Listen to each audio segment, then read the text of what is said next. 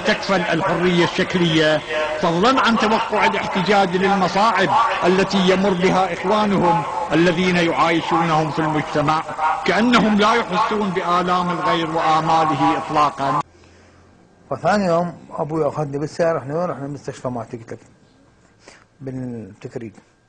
نفس اليوم ثاني يوم الصبح بدلت، رحت أنا أبوي مستشفى التكريد.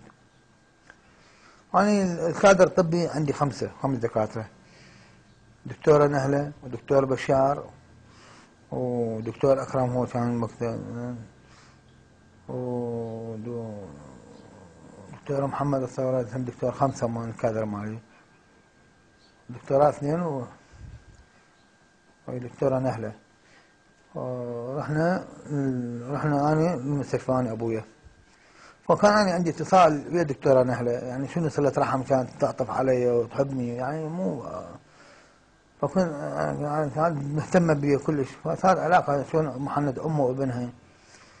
فأول ما رحت عليها قلت وين دكتورة نهلة؟ قال أنا بالمختبر. رحت لها لابس هاي، قلت لها دكتورة نهلة هاي أنا على أبو لندن، أبو يروح لندن، هاكم هاي مالتك. فأعطيها قلت شوفي دكتورة طبت كل شيء ما بيه. من خطأ من شافتني أغمى عليها، تخربطت هي الدكتورة. فأبويا وين قاعد يم مدير المستشفى دكتور غسان، قال له راح للنجف دا يشرح له شيء. فاجى الكادر قاعد يم، قلت ما لا تعبون نفسكم ولا تعبون، هذه الصورة تعرفونها؟ الصورة اي هذا يعني طالبك واحد ما يعرفه تعرفونه؟ تو هذا طيبني. قال عمي يحكي حكي معقول، هذا ميت صار آلاف السنين، شنو هو طيبك؟ والله هو طيبني، بيته بالنجف، قالت ندلك هات اوديكم عليه. قال انت قصتك مو خالي وراه شيء؟ قلت له والله جاني بالرؤيا ايش سوى بي؟ قال ماكو شي حكي لا تقلعنا. قال هسه ناخذك قلت وين نروح النجف؟ رحنا 5 سيارات للنجف، طلعنا للنجف راسا من تكريد للنجف طلعنا. يعني الاطباء اي ما مقتنعين ما مصدقين.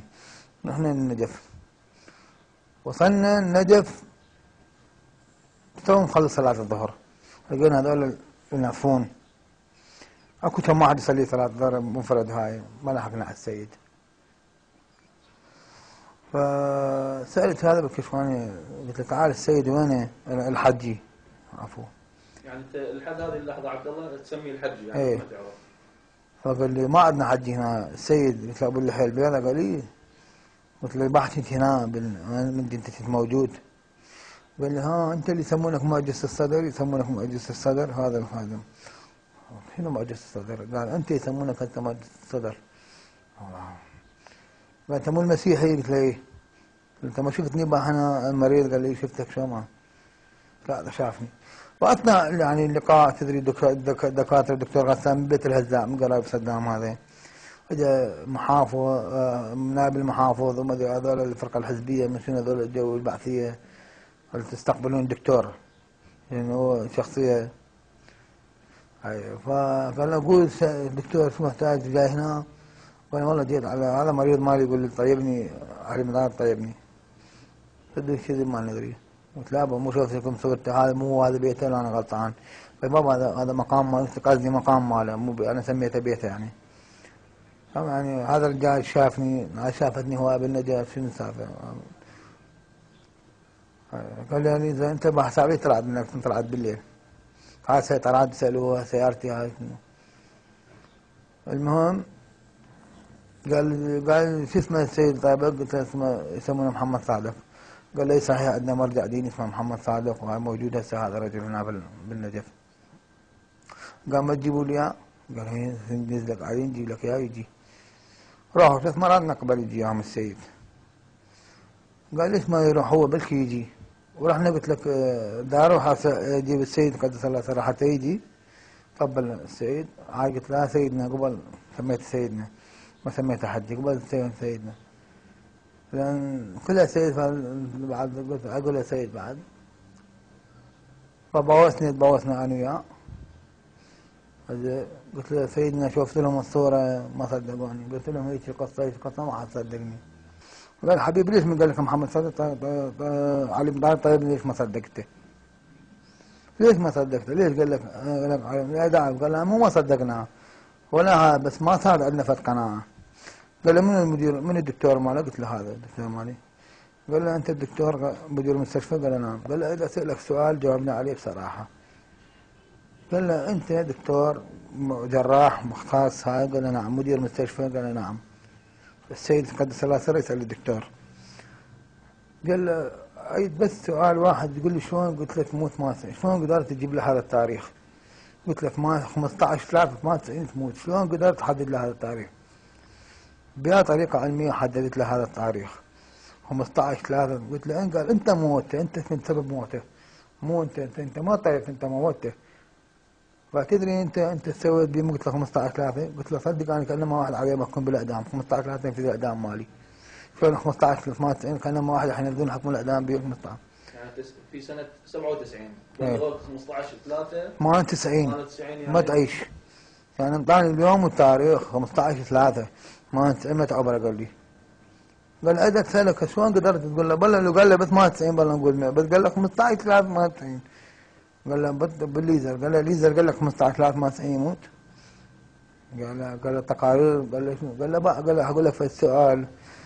قال له انت اكبر دوله بالعالم. قال اكبر دوله عندنا السيد، قال له عندنا اليابان ما خلى شيء ما صنعته. اليابان قال له ما خلى شيء ما صنعته، بس ما صنعت جهاز قالت الواحد شو وقت تعيش شو وقت تموت. انت شلون قلت له تموت شو وقت تعيش تموت؟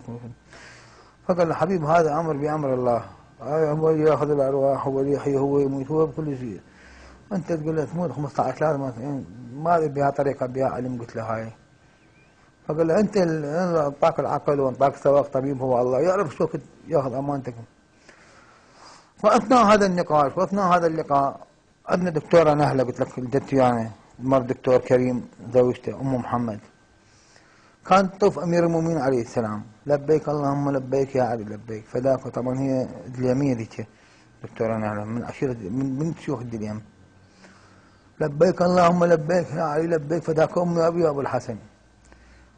السيد ايش قال؟ قدس الله احنا واقفين يوم السيد، قال كل من زار علي شرح صدره لعلي فداك امي وابي وابو الحسن. السيد قال كل من زار علي شرح صدره لعلي فذاك امي وابو الحسن. وجتي دكتورنا تركض باستني من قالت لولاك ما عرفت علي، انا المدينه اللي بحياتي لك، انت سويت علي فضل جبتني بهذا المكان، فبيش اجي هذيك ما اعرف. شفت الدكتوره رجلها واقف وكادر، قال له شنو هاي؟ شنو دكتور انا اللي اسوي؟ قال اذا دكتور قال له عمي دكتور كريم احكي زوجتك عقلها. قال له شو احكيها؟ قالت له بقى اسمع، هو كلمتين ماكو، تدخل بالولايه انت زوجي ابو جهالي، ما تدخل بالولايه طلقني منه يشهد على طلاق منك علي بن طالب. دكتوره عدلي بدي؟ قالت ابد منا، انا رايحه قدامك ابو الحسن، تجي وراي اهلا وسهلا، ما تجي وراي دز وراك الطلاق وراك. زوجها راح وراها شهد مثلها، دخل بالشهاده عينين. قال لي دكتور سوي؟ قلت انا شاعر انتم مسلمين بيناتكم انا ماتي شو سويت؟ يعني لذبها براسي. فقمنا نطلع من الحضره واقفين بالباب، قلت له سيدنا ابويا وقدم لك والدي منير جهور يقول عليك ساحر. فابويا فاجئ يعني حطيت ابويا موقف كل صعب.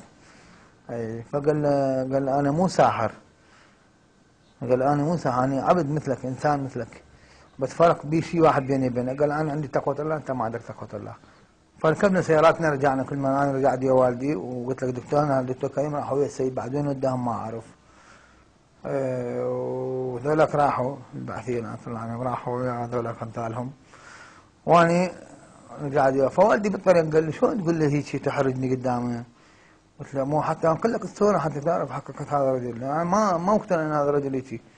قلت له لو عنده غش لو عنده فشي ما كان يجي يواجه المجتمع هذا وهذول الناس. لو كان عنده نوع من الباطل ما كان قدم لابنك، كنت تروح برا تدفع دفترين كل هذا رفض. قلت له انا حتى عقلي واقف، يعني هذا الرجل ما ادري شو اسميه. قال على كل حال. قلت له بابا انا ما كان لازم اجيب له هديه. قال جيب له هديه عادي. ثاني يوم جيت جبت اياه 500,000 جيت للنجف، كانت 500,000 ترى كبيره. طيب هنا بعد ما رجعت والدك